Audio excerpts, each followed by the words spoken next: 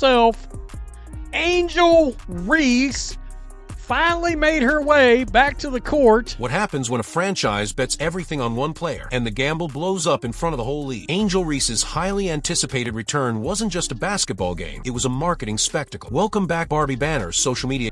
Funny, a lot of questions going on out there around Angel the last month or so. Campaigns, the whole rollout. But the moment she stepped on the court, everything unraveled. Instead of sparking a playoff push, her comeback turned into a viral meme. And now, critics are asking a brutal question. Is Angel Reese really Chicago's savior or the league's biggest illusion? Chicago didn't just welcome Angel Reese back to the court. They rolled out the red carpet like it was a championship parade. The team's official account blasted "Welcome Back Barbie" in bold pink letters, splashed across timelines as if the season itself depended on it. Promotions turn a regular season game into an event, and every post carried the same message. Angel's return wasn't just important, it was historic. And in some ways, that's the story of Chicago's entire approach. They didn't just draft a promising rookie, they crowned her the face of a franchise before she had even played a full professional season. Reese was marketed as the one who could drag a struggling team into relevance, the missing puzzle piece that could transform losses into wins. In sports, every team needs a star. But the Sky didn't just need a star, they needed a savior. That's why her return was hyped so heavily. The Sky weren't selling basketball, they were selling belief. Fans were told this wasn't just another game against Seattle, it was a turning point. The chance to rewrite the narrative of the season in one night. But there's a problem when the marketing is louder than the actual product. Because once the ball was tipped, all that glitter began to fade. The banners, the hashtags, the pink fonts, it only set the stage for disappointment. Chicago promised a coronation. What they got instead was exposure. And by the end of the night, fans weren't talking about a hero's return. They were talking about something entirely different. When Angel Reese finally stepped back onto the court, the numbers told one story: 19 points, 7 rebounds, 4 assists, but the cameras told another. The moment that defined her return wasn't a jumper, a rebound, or even a flashy assist. It was the instant Easy Eye Magbeggar sent her shot flying back in her face. That block didn't just stop a bucket, it stopped the narrative Chicago had been trying to sell all week. Within hours, the clip was everywhere. Seattle's social team replayed it. Fans turned it into memes. Highlight pages shared it with captions dripping in irony. Instead of trending for her comeback, Reese trended for being rejected in prime time. The Sky had billed the night as a resurrection. The internet turned it into a roast. And that's the brutal thing about sports in the social media era. People don't care about the stat sheet, they care about the moment. Reese could have put up 30 points, but the viral block was what everyone remembered. Every time she barked after a routine play, critics doubled down. Why all the talk when the scoreboard says otherwise? It wasn't just one bad play, it symbolized the gap between the player the Sky promoted and the one fans actually saw. The game itself ended with yet another Chicago loss, their 5th straight, sinking deeper into playoff danger. And instead of sparking momentum, Reese's return only magnified the collapse. Chicago had marketed this night as a turning point. Instead, it became a punchline, and that raised a bigger, harsher question. Did Reese actually make the Sky better, or was she just putting fresh paint on a sinking ship? On paper, Angel Reese looks like a rising star. Averaging around 14 points and 12 rebounds a game, she's posting double-doubles at a rate most rookies would dream of. She even earned an all-star nod, a clear signal that the league recognizes her talent. But here's the catch. Basketball isn't played on spreadsheets. Those numbers, as solid as they are, haven't translated into wins. The Chicago Sky's record tells the story no marketing campaign can spin. 8 wins, 26 losses. One of the worst marks in the league. Eliminated from playoff contention before the season even reached its climax. And what's worse, the team hasn't looked dramatically different with Reese on the floor than without her. If she's supposed to be the cornerstone of a franchise, critics argue, where's the evidence that she lifts the team? That's where the conversation gets uncomfortable, because while fans celebrate her rebounding and hustle, detractors point out her inefficiency, her high turnover count, and yes, the fact she's the most blocked player in the WNBA this season. Stats without impact don't mean much. And when you're the face of a franchise, perception is reality. For Chicago, that perception is growing toxic. To outsiders, it looks like they've built their identity around a player who hasn't shown she can actually drive wins. The more the team loses, the louder the critics get. And that disconnect between individual production and team success is exactly why the Reese narrative feels shakier by the day. But the issue goes deeper than stats, because this isn't just about how she plays, it's about whether she truly stays. And that leads to the next controversy that refuses to go away. If there's one label Angel Reese can't seem to shake, it's the idea that she quits when things get tough. Fair or not, it's a narrative that's followed her since her rookie year, and it keeps resurfacing every time she steps away. Last season, Reese didn't finish out her rookie campaign with Chicago. When unrivaled playoffs came around, she wasn't there either. This year, just as the Sky were clinging to faint playoff hopes, she vanished again. Officially, it was called a back injury. Her own explanation was framed as a period of self-growth. On paper, that sounds like a young player taking care of herself, but in practice, the timing couldn't have have looked worse. Fans noticed the silence. There weren't the usual rehab updates, no visible presence on the bench, no signs of progress. It felt like she disappeared. And when you disappear while your team is sinking, people start filling in the blanks themselves. Critics were ruthless, calling her absence quitting again, accusing her of checking out once the season slipped beyond saving. To them, it looked less like a setback and more like a pattern. And perception matters. In a league where stars like Caitlin Clark or Aya Wilson fight through adversity in the spotlight, Reese's absence felt like the opposite. Vague, unexplained, and too conveniently timed. Even when she returned and played well statistically, skeptics weren't buying it. For them, the bigger story wasn't her comeback, it was the stretch she missed. That's the danger of narratives. Once they stick, every decision feeds into them. And whether she deserves it or not, Angel Reese's story isn't just about points and rebounds anymore. It's about trust. Does she truly show up when it matters, or does she walk away when things go south? While Chicago's season spiraled under the weight of hype and unanswered questions, another franchise showed what it looks like to actually build momentum. The Indiana Fever faced their own challenges, injuries, tough losses, and the pressure of national attention. But instead of falling apart, they leaned on their foundation. And that foundation wasn't built on slogans or one player's image. It was built on accountability and balance. Caitlin Clark instantly turned the Fever into must-watch basketball. Every arena she stepped into became a spectacle. Ticket sales spiked, and highlight reels flooded social media. But here's the crucial difference. Her presence wasn't just marketing. Even when she wasn't lighting up the scoreboard, she made the game feel bigger. Fans left games invested not just in Clark, but in Indiana as a team. Beside her, Aaliyah Boston anchored the paint with relentless double-doubles. Kelsey Mitchell dropped career-high scoring nights, grinding out wins when it mattered most. Role players like Lexi Hull and Sophie Cunningham filled gaps with defense, hustle, and toughness. Indiana didn't rely on one savior. They built a team that fought together. The results spoke louder than any billboard. Fever games didn't just fill seats, they felt alive. Commentators raved about the energy. Networks lined up for broadcasts, and fans started believing in a future that looked real. Contrast that with Chicago's Welcome Back Barbie night. Thousands of empty seats, endless hype, but no spark. That's the difference between organic growth and manufactured excitement. Indiana sold progress. Chicago sold a poster. And when fans put their money and emotions on the line, they know which one feels real. Behind every struggling team is usually a front office that tried to outsmart the system. For Chicago Sky, the gamble was clear. Go all in on Angel Reese and fast-track the rebuild. Instead of patiently stacking draft picks and letting young talent develop, they mortgaged the future for a win-now roster built around their chosen star. The most glaring example came on draft night. Chicago traded away the number 3 pick in the 2025 draft, Sonia Citron, to Washington. And while Chicago doubled down on veterans, Citron thrived with the Mystics. Versatile, steady, already pushing for Rookie of the Year conversation. Every time her highlights go viral, Sky fans are reminded of the piece they gave away. In her place, Chicago added Ariel Atkins, a proven guard with championship pedigree. On paper, it looked like a smart move. Surround Reese with experienced talent, balance her rebounding with outside scoring, and make an immediate playoff push. But paper doesn't win games. Atkins has been solid, but nowhere near the kind of force who can flip an entire season. And without Citron's growth in-house, Chicago left themselves with no safety net for the future. The gamble was simple. Bet everything on Reese's ability to elevate the franchise. But as the losses piled up, the logic unraveled. Instead of looking like a bold masterstroke, it started to feel like desperation. The Sky weren't building. They were patching holes and hoping Reese could do the heavy lifting. And the cruel twist. Even if Chicago bottoms out, the number 1 pick in next year's draft doesn't belong to them. It goes to Minnesota. So not only did the Sky gamble their present, they may have thrown away their future too. The real sting for Chicago isn't just the losses. It's the gap between what they sold and what fans actually got. From the moment Angel Reese was drafted, the franchise positioned her not just as a rookie, but as the savior. Every press release, every social media blast, every offseason move reinforced the same message. This was Angel's team. But here's the reality. When Reese made her much-hyped return against Seattle, fewer than 7,000 fans showed up in an arena that holds nearly 10,000. For all the pink graphics and Welcome Back Barbie promotions, there were empty seats everywhere. The supposed coronation of Chicago's centerpiece didn't even come close to selling out. That's not the picture of a city rallying behind a superstar. It's the picture of a fan base that's skeptical. And the skepticism is justified. Reese has the stats to stand out, but stats aren't banners. The Sky are still buried at the bottom of the standings, still stuck in the same cycle of near misses and frustration. Fans were promised a cornerstone to build around. What they got instead was a glossy marketing campaign masking the same problems. That's why critics call her more of a mirage than a franchise piece. Because when you strip away the branding, what's left? A team that loses with or without her. A roster with no identity beyond her name. And a star whose presence hasn't shifted the culture 1 inch closer to winning. Chicago wanted to sell hope. Instead, they've sold an illusion. And illusions don't last forever. Eventually, fans demand results. At the end of the day, Angel Reese's story with the Chicago Sky feels like a tug of war between perception and reality. On one side, you've got the hype machine, the pink Welcome Back Barbie banners, the all-star nod, the highlight highlight packages showing double-doubles. On the other, you've got the hard truth, an 8-26 record, empty seats, and no postseason berth. Chicago promised a savior, but what fans got was a reminder that branding doesn't win games. Reese's return didn't spark a turnaround. It didn't even slow the skid. Instead, it became a meme cycle defined by one viral block and a lot of unanswered questions. And those questions cut deeper than box scores. Is she the kind of player who elevates a team when it matters? Or is she just a talented stat collector caught in a franchise that's desperate for hope? Meanwhile, teams like Indiana are proving the opposite approach works. Build with balance, invest in chemistry, and let progress speak louder than promotions. The Fever didn't need slogans. They let Clark, Boston, and Mitchell write the story on the court. That's why their energy feels real, while Chicago's feels manufactured. The uncomfortable truth is that the Sky bet everything on one player, and so far, the gamble hasn't paid off. Reese may still grow into the centerpiece they imagine, but right now the disconnect is impossible to ignore. So here's the question that lingers after all the banners come down. Is Angel Reese really the franchise cornerstone Chicago hoped for, or just the brightest marketing mirage the WNBA has ever seen?